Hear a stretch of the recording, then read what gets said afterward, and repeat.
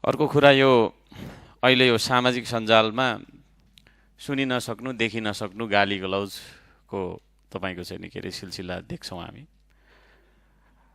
अब केलाई लोकतन्त्र भन्ने र केलाई अराजकता भन्ने यही प्रश्न छ। प्रधानमन्त्रीज्यूलाई, देशकै सम्माननीय प्रधानमन्त्रीज्यूलाई एकजना व्यक्तिले गाली गर्नुभएछ, उहाँलाई पक्राउ पनि परेर चाहिँ नि कति दिन हिरासतमा राखेर छुटेको रहेछ, फेरि उहाँलाई चाहिँ नि फेरि पुनः पक्राउ गरेर पूर्वपक्षमा पठाइयो भन्ने सुनिएको छ।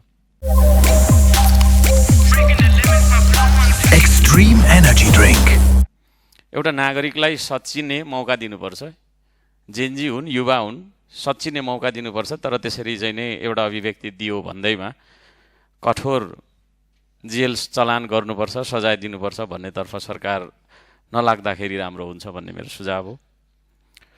यो गाली गर्ने चलनलाई कसरी हामीले अन्त्य गर्ने होइन, हामी सबैजना त्यसमा चाहिँ नि सचेत बन्नुपर्छ जस्तो मलाई लाग्छ। प्रधानमन्त्री मन्त्रीहरूले गाली गर्दाखेरि पक्राउ परिहाल्ने, सांसदहरूलाई गाली गर्दा चाहिँ पक्राउ पर्ने कि नपर्ने भन्ने प्रश्न पनि छ। मलाई पनि दुईजना व्यक्तिले चाहिँ ज्यानै मार्ने तेरो घरै जलाइदिन्छु भन्नेसम्मको अभिव्यक्ति दिनुभयो। मैले साइबर ब्युरोमा रिपोर्ट गरेँ, तर ती व्यक्तिहरू पक्राउ परे जस्तो मलाई लाग्दैन। कि आफ्ना समर्थकले चाहिँ जे भन्दा पनि हुन्छ भन्ने छुट त्यस्तो हो भने फेरि त्यो अराजकताले चाहिँ नि अझै धेरै अर्कै मोड लिन सक्छ। त्यसतर्फ पनि तपाईँको चाहिँ नि हामी सबै दलका, सरकार पक्ष प्रतिपक्ष सबै दलका मानिसहरू सचेत हुनुपर्छ भन्ने म सल्लाह दिन चाहन्छु।